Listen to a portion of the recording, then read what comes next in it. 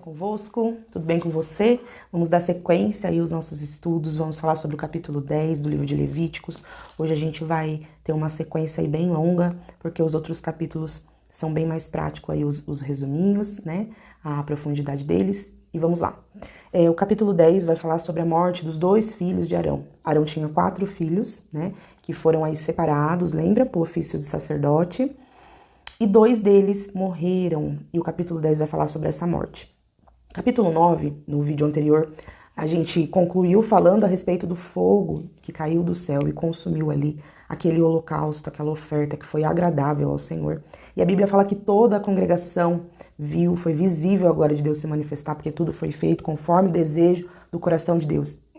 E a Bíblia fala que todos gritaram de alegria e se prostraram com o seu rosto na terra para contemplar a glória de Deus. E diante do acontecido tão poderoso desse, e aí a gente vê na sequência uma trágica fatalidade aí que aconteceu com os 2 filhos de Arão. E nós vamos estudar um pouquinho mais sobre esse contexto. Então vamos lá. A primeira coisa que nós aprendemos nesse capítulo, que no livro de Êxodo, no capítulo 28, vai falar que essa função era dada para Arão, o sumo sacerdote. Então, nós já começamos a ver o erro daí, na qual Nadab e Abiú faz uma função na qual não era para eles. Eles não estavam autorizados para exercer aquela função. Então, é onde eles entram ali no lugar santo, dentro do tabernáculo, eles pegam o incensário, cada um com o seu, e eles colocam fogo profano sobre o altar do incenso. A Bíblia não é clara ao falar qual era esse fogo profano, mas provavelmente eles pegaram fogo de um lugar onde não era para ser pego, porque o fogo que caiu do céu e consumiu o holocausto, no capítulo anterior, que está lá sobre o altar onde era oferecido o sacrifício, esse fogo a Bíblia fala que era para ser mantido, esse fogo continuamente sem ser apagado. E era de lá que era para eles pegarem, que era para Arão pegar o fogo. Então, porque aquele fogo era um fogo santo. Então Deus tinha dado as suas ordens, porém eles descumpriram isso. Então, a primeira coisa, eles não eram autorizados para fazer esse ofício. E segunda coisa, não era o fogo da onde eles pegaram, que era para ser pego, para ser colocado sobre o altar do incenso todos os dias pela manhã. E um ponto importante para ser abordado aqui é que eles estavam conscientes do que eles estavam fazendo, né? Então eles sabiam que eles não eram autorizados e eles sabiam que não era de onde eles pegaram o fogo que era para ser pego, né? E na sequência do capítulo 10 vai falar, Deus vai orientar a respeito da embriaguez, que era para a embriaguez se apartar da família de Arão. Então tem um paralelo aí, onde alguns estudiosos acreditam que eles estavam sim embriagados, né? Devido a esse comportamento deles de ter desrespeitado as ordens de Deus, né? Mas assim, a gente vê a participação deles na construção do tabernáculo. A gente vê lá em Êxodo 28 que vai falar sobre quando eles foram ali chamados para o ofício sacerdotal. Então, eles estavam cientes daquilo que eles estavam fazendo. E é interessante a gente ressaltar aqui do porquê essa atitude de Deus, né? Porque eles eram matriz. Então, se a matriz começasse errado, já ia, a continuação do ofício sacerdotal ia ser errado. Então Deus precisaria já corrigir os erros, os pequenos erros, já ali, naquele momento, né? Embora esse erro foi gravíssimo, mas até mesmo nos pequenos detalhes Deus precisaria ser justo com a sua lei. Então todo posicionamento radical da parte de Deus era simplesmente para impedir de ser introduzida uma cultura de desobediência. Deus precisaria ter tomado essa posição para que não houvesse mais esse tipo de violação na lei dele. Então, na sequência da palavra de Deus nos ensina que 2 primos deles tiraram os corpos deles para fora, né, a mando de Arão, para que eles fossem sepultados, né? E a Bíblia também nos ensina que tanto Arão quanto os seus outros 2 filhos não puderam participar do funeral, porque isso vai remeter à questão da santidade. Então, dentro do ofício, e um dos principais questões ali ordenadas por Deus era que eles não participariam de funeral, né? Então, eles tiveram que ficar ausentes dessa situação e também não demonstrar o luto. E isso tudo vai apontar para a questão da santidade, tá? Eu quero destacar aqui que no final do capítulo 10 tem uma expressão de Arão, onde eles tinham sido ordenados por Moisés para oferecer o sacrifício pelo pecado. Porém, os outros 2 irmãos oferecem, mas eles não participam, eles não comem, que o sacrifício pelo pecado poderia eles participarem comendo do sacrifício, partes do animal, e eles não fazem isso, tá? Eu achei muito interessante esse último versículo, né? Onde Moisés está furioso, porque ele foi procurar o animal e o animal já tinha sido totalmente queimado e eles não tinham separado a parte que era para eles participarem comendo, tá? E aí é onde Arão responde assim para Moisés, né? Hoje, eles ofereceram o seu sacrifício pelo pecado e o holocausto. Lembra que o holocausto era oferecido de manhã e à tarde, que era a oferta totalmente queimada, perante o Senhor. Mas e essas coisas que aconteceu comigo? Arão fala. Será que teria agradado ao Senhor se eu tivesse comido a oferta pelo pecado hoje? Essa explicação foi satisfatória para Moisés. Eu quis destacar esse versículo, o versículo 19, o 19 e o 20, porque eu entendi como se ele tivesse falado assim, ele estava tão perdido diante da situação que aconteceu e tão decepcionado pelos seus filhos ter feito o que eles fizeram e ter tido a consequência que teve, né? Que é como se ele tivesse falado assim, eu já nem sei mais se os meus filhos participassem da oferta pelo pecado, se seria o correto. Como se diz, né? Ele já nem sabe mais se a família dele é digna de exercer tal ofício. Então isso é uma reflexão, né, para os nossos dias hoje. E quantas vezes a gente não tem pensado a respeito disso? Mesmo muitas vezes a gente não vendo, né, a nossa família como um exemplo, diante de tantas coisas que a gente não tem conseguido viver na presença do Senhor, ser obediente, né? Talvez eu tô falando com pessoas aqui que não têm os seus filhos, talvez você tá ali se dedicando e os seus filhos não estão sendo exemplo na presença de Deus, mas eu quero dizer algo para você que foi o que eu entendi nessa palavra. O Senhor conhece o seu coração, né? O Senhor sabe das suas lutas, o Senhor sabe dos seus desafios, né?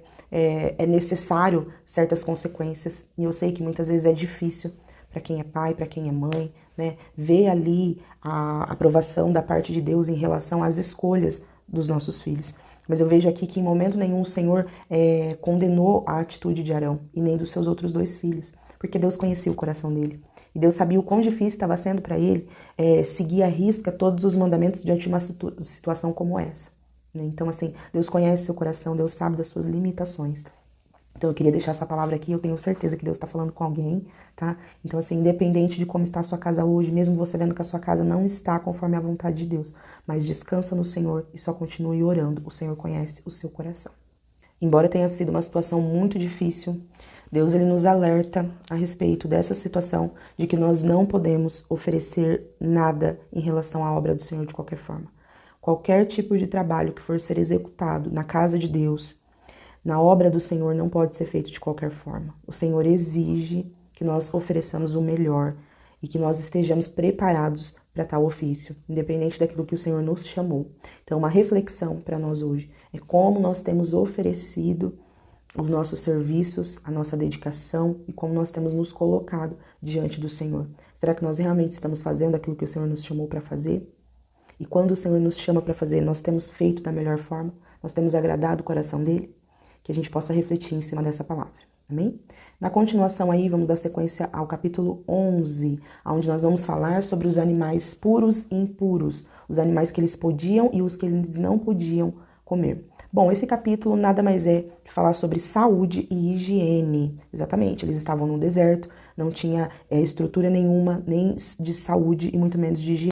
Nesse capítulo a gente vê o quanto Deus se importa com todas as áreas da nossa vida, né? E como eu disse, eles estavam vivendo em um período onde era muito importante o Senhor se preocupar com todos os detalhes e também a questão da alimentação deles, tá? Então tinha comidas, né? Tinha certo tipo de comidas e animais que o Senhor não aprovava, né? Muitas coisas estão relacionadas a certo tipo de cultura, né? E práticas idólatras de outras religiões que existiam na época, de outros povos que cultuavam, povos pagãos que cultuavam outros deuses, né? Então o Senhor sempre vai estar avisando isso e lembrando que nós estamos falando de uma outra cultura, de uma outra época, de um outro tempo, onde não se existiam recursos como nos dias de hoje, tá? Então, um exemplo que eu coloquei aqui a respeito dessa questão de alimentação, nada mais é do que Daniel, né? Daniel, ele escolheu não se contaminar com a comida, com as iguarias, com aquilo que era servido no palácio do rei, quando ele estava na Babilônia, né? Devidamente, porque aquele tipo de comida era comida consagrada a outros deuses. Era um tipo de alimentação que Daniel, sendo judeu, ele não estava acostumado a comer, porque eram comidas impuras, tá bom? E qual é o significado de ruminar, que é o que fala no começo do capítulo 11, os animais que ruminam eram os permitidos, né? E do casco fendido, né, ou 2 unhas. Então, os animais que ruminam são os animais que eles voltam, né? Eles mastigam e voltam aquele alimento que eles mastigaram e voltam a mastigar novamente. E um detalhe muito interessante que eu aprendi, que a forma, pelo fato de Deus falar que era permitido eles comerem esse tipo de animal, o animal que ruminava, era uma forma deles saberem que aquele animal é saudável, tá? Eu achei muito interessante esse conhecimento para trazer para vocês, pra gente ver aí o cuidado de Deus nos detalhes, tá? E aí tem uma listagem aí de alimentos que eles podiam comer e os alimentos que eles não podiam comer, sempre visando a questão de saúde higiene e também uma questão aí religiosa, tá? Devido a esses outros animais ser muitas vezes usados para rituais de outras práticas religiosas da época, tá bom? Vamos então agora para o capítulo 12. No capítulo 12 a gente vai ver o cuidado de Deus com nós mulheres, tá? Vamos estudar um pouquinho a respeito do capítulo 12. Olhem o cuidado de Deus com nós mulheres após o parto, que é o que vai falar no capítulo 12, né? Então o Senhor está mostrando aqui o quanto a gente deve cuidar do nosso corpo. A impureza aqui está falando em questão da hemorragia, tá? E não a questão aí da gestação em si, do dar à luz, tá bom? E necessitando aí então o Senhor alertando a mulher a necessidade de um resguardo, lembrando que não era como nos dias de hoje, né? Era muito carente de medicina e tudo mais. Então, era muito mais precária a saúde da mulher no pós-parto, tá? Não fica claro aqui o porquê da diferença do período para a menina ser maior, tá? Do resguardo. E também o Senhor alertava essa questão, né, da impureza nesse período, para que elas entendessem que era necessária a quarentena, né, para que o corpo dela se recuperasse por completo, né. Então, por isso que a mulher era considerada impura após dar à luz, tá, devido ao período ali, se ela tivesse hemorragia, e também relacionado ali à sua dieta, tá bom? Então, o capítulo 12 vai falar sobre isso. O Senhor estava preocupado com a saúde física, né, da mulher, e fala também a respeito de que tudo aquilo que a mulher tocasse seria contaminado e estaria impuro. Por quê? Como eu disse, questão de saúde e também questão de higiene, né? Então, como não tinha a questão da medicina ali, não tinha médicos ali, então era muito perigoso a questão da contaminação, tá? Não tinha a questão da higiene como a gente tem nos dias de hoje. Então, para a mulher não ser exposta no meio da sociedade, ela não podia voltar durante o período da dieta dela, da quarentena, ela não poderia frequentar os cultos, né? Ela era considerada impura nesse período, até mesmo um cuidado de Deus para ela não se expor, porque como não existia a questão da higiene como a gente tem nos dias de hoje, no período menstrual, então da mesma forma era naquela época, porque poderia acontecer um imprevisto, poderia acontecer um vazamento daquele sangramento e ela ser exposta diante das pessoas. Então por conta disso ela ficava guardadinha por esse período, preservando o seu corpo, preservando o seu espírito, porque logo após esse período ela voltava, ela fazia um sacrifício, então ela estava pura, ela estava preparada para voltar, ela estava dentro do seu tempo, restabelecida, com o seu emocional, o seu psicológico, tudo certinho. O Senhor estava preocupado em que a mulher se dedicasse aquele tempo ao seu filho, à sua filha e à recuperação do seu físico e do seu emocional, tá bom? Então a gente vê aqui o cuidado de Deus, porque existe um tempo para todas as coisas, então era necessário esse tempo, tá? Na vida da mulher, então aqui mais uma vez o Senhor mostrando o cuidado dele com as nossas vidas, né? Então, para você, né, você que é mãe, você teve o seu momento, você teve o seu tempo, né? Talvez você deixou os seus ministérios por algum tempo para se dedicar à maternidade e depois você voltou ativa no seu ministério também e você sabe do quão prazeroso foi esse momento na sua vida. E para você que não teve esse tempo, você sabe que também foi prazeroso, foi bênção do Senhor, mas porém foi cansativo. Foi exaustivo, né? Porque a maternidade é tudo muito novo. No meu caso foi assim, eu não tive essa pausa, não tive esse tempo de dedicação à maternidade, não estou falando da quarentena, tá? Tô trazendo aqui na dieta, não estou falando desse período, tô trazendo aqui depois desse tempo, já voltei ativando os meus ministérios e foi muito cansativo, muito exaustivo, porque era tudo muito novo para mim. Então eu tenho uma lição, eu aprendo uma lição através desse texto. Então vamos para o capítulo 13. O capítulo 13 vai ser relatado a respeito de doenças de pele, calvície, a lepra, o mofo, sendo o mofo nas roupas e também na casa, tá?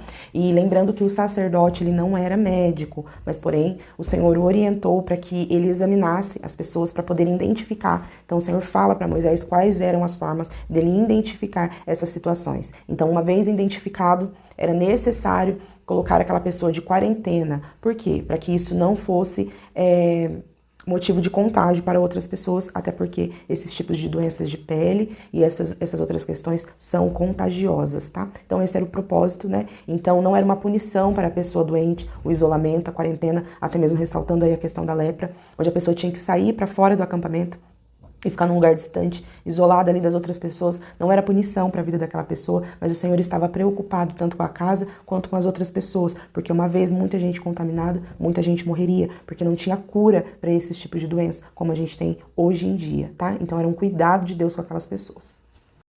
Gostaria aqui de falar um pouquinho para vocês a respeito do que a lepra tipifica. A lepra, ela tipifica o pecado na vida da pessoa. Então, trazendo para nossa vida hoje, é praticamente como se fosse o pecado, a lepra. Por quê? Porque ela isola a pessoa, né? Ela traz a forma de identificação da lepra era quando a pele estava ali em carne viva, porque a lepra não era superficial, ela era profunda, né? Então ela causava sofrimento, ela causava dor, né? Isolamento e até mesmo a morte. Então ela tipifica muito o pecado na nossa vida, e o pecado gera isso em nós, né? O pecado não é algo superficial, é algo profundo, causa tristeza, causa isolamento, causa dor, né? Então a gente vê que esse sofrimento da lepra tipifica muito o pecado na nossa vida hoje. E a questão do mofo tipifica também o pecado de forma para dentro da nossa casa, porque o mofo você não percebe também quando você vê ele se alastra por toda a parede, né? E a única forma de remoção naquela época era tirando, quebrando aquela parte da parede. E se mesmo assim se alastrasse, era necessário derrubar a casa. E o mofo nas casas, ele representa muito o pecado dentro do nosso lar e muitas vezes a gente não percebe. Comportamento dos nossos filhos, muitas vezes o nosso comportamento, comportamento do nosso marido, e a introdução do pecado para dentro da nossa casa e a gente não tem percebido isso. E quando a gente vai ver, já causa uma destruição enorme dentro da nossa família. Então aqui é um alerta da parte de Deus para que a gente possa perceber o pecado, estar mais atenta para dentro da nossa casa, para que o pecado não venha entrar e não venha causar destruição para dentro da nossa casa. E uma vez contaminada a casa necessitaria ser destruída e refeita. Então, eu vejo muito trazendo para a nossa vida hoje, é assim que a gente deve lidar com o pecado dentro da nossa casa. Uma vez alastrado, ele necessita ser destruído e a nossa casa necessita ser refeita de novo na presença do Senhor. E também é interessante falar a respeito do mofo nas roupas. E a gente vê esse atento de Deus em relação à nossa vestimenta. A palavra de Deus fala muito a respeito da modéstia, e a modéstia é esse padrão de comportamento onde não causa escândalo, né? Então, as nossas roupas podem ser, sim, motivo de pecado, né? E nos tornar impuro diante da presença de Deus. O capítulo 14 vai dar aí a declaração de pureza das pessoas, né? Então, muitas pessoas que tinham essas doenças contagiosas, elas eram curadas, tá? Tanto no processo natural, quanto também no processo do milagre, né? Da parte da cura divina, né? Então, elas deveriam se apresentar diante do sacerdote. Trazendo isso para a nossa vida, a gente entende que o pecado é assim também. Se a gente não for até Jesus, a gente não consegue a cura para o nosso espírito, a gente não consegue a libertação dos nossos pecados, porque o sacerdote tipifica Jesus, né? Tinha todo um ritual, né, para a pessoa ser limpa diante de todas as pessoas, né? Era feito esse ritual, uma vez que o sacerdote dava o diagnóstico de cura, era necessário esse ritual de purificação. E isso representava um recomeço na vida daquela pessoa. Eu até coloquei aqui, imagina o emocional daquelas pessoas, principalmente em relação à lepra, que elas eram levadas para fora do acampamento. Imagina como que não era o psicológico dessas pessoas, né? E Deus, ele queria limpar tudo e curar tudo, até mesmo o emocional. Por isso que isso era feito diante das pessoas, para as pessoas verem que agora aquela pessoa era limpa, aquela pessoa estava curada, ela podia recomeçar a sua vida e a sua caminhada de fé. A palavra de Deus nos ensina que nós fomos chamados para o ministério da reconciliação. E o que isso quer dizer? Que nós fomos chamados para reconciliar pessoas com Deus através de Jesus. Da mesma forma que um dia eu e você nos reconciliamos com Deus através de Jesus, nós somos chamados para exercer esse ministério sobre a terra. Então eu vejo aqui que o ato de purificação representa essa reconciliação, né? Embora todo aquele sofrimento, toda aquela dor, que não era uma punição de Deus a pessoa ficar isolada, mas sim um cuidado de Deus com outras pessoas, né? E quando elas alcançavam a cura, elas tinham a oportunidade de recomeçar a sua vida em família, de recomeçar a sua vida em sociedade e de recomeçar a sua vida com Deus novamente, voltando a oferecer os seus sacrifícios, fazendo as suas práticas religiosas, e isso tudo mostra, né, um recomeço e uma reconciliação da pessoa com Deus. Então, trazendo aí para a questão do pecado, nós somos chamados para isso. Uma vez que nós vivemos essa reconciliação, agora é a nossa hora de reconciliar outras pessoas com o Senhor. Vamos então para o capítulo 15, onde a gente vai falar sobre prudência. Deus quer que nós tenhamos prudência na nossa vida sexual. Lembrando que todas essas orientações da parte de Deus eram necessárias porque eram práticas deles no Egito, e isso tudo era muito comum. Então, por isso que o Senhor fala sobre todos esses detalhes, todas essas áreas da vida deles. E sempre lembrando que o Senhor está avisando aqui práticas religiosas que eles tinham, saúde e higiene, tá bom? Então, aqui falando a respeito da prudência na questão da sexualidade deles, O Senhor vai tratar aqui sobre corrimentos no corpo, tá? Sendo eles crônicos ou periódicos, tanto no homem quanto na mulher. Então, quando você lê o capítulo 15, você vai ver aí Deus orientando a respeito desse sentido, né? E aonde eles tinham que se apresentar diante do sacerdote, para que o sacerdote pudesse analisar qual era ali o grau, né, do corrimento, para ali estipular a quarentena que era necessário eles guardar, né?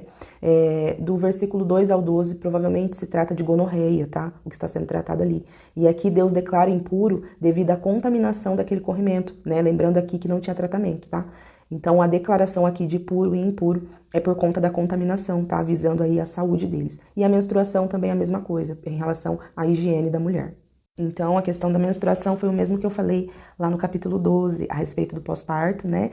Se acontecesse algum tipo de hemorragia, e também a menstruação que a mulher tem no período ali da dieta, tá? Então, Deus estava visando ali nenhum tipo de constrangimento para a mulher. Então, por isso que ela era considerada impura e ela precisava ficar esses dias sem ter contato ali com as pessoas e também sem a prática de relação sexual. Então, tudo a gente olhar com os olhos do cuidado de Deus para com aquelas mulheres, para com os homens, e visando tudo a santidade, porque eles tinham uma vida muito promíscua, uma vida que desagradava o coração de Deus, e agora o Senhor estava trazendo ordem para aquele povo escolhido, para que aquele povo fosse santo, para que aquele povo fosse exemplo para outras pessoas e mostrasse a santidade de Deus, para que aqueles outros povos entendessem que existe um Deus santo, um Deus justo e um Deus amoroso, e um Deus que salva, um Deus que cura e um Deus que purifica, um Deus eterno, digno de honra e de glória. Que essa palavra venha falar ao seu coração, que você possa entender o cuidado de Deus com a nossa vida, aplicar essa palavra na sua vida, aplicar essa palavra dentro da sua casa, guardar os mandamentos do Senhor no seu coração, para que nós possamos caminhar em santidade. Que Deus abençoe você.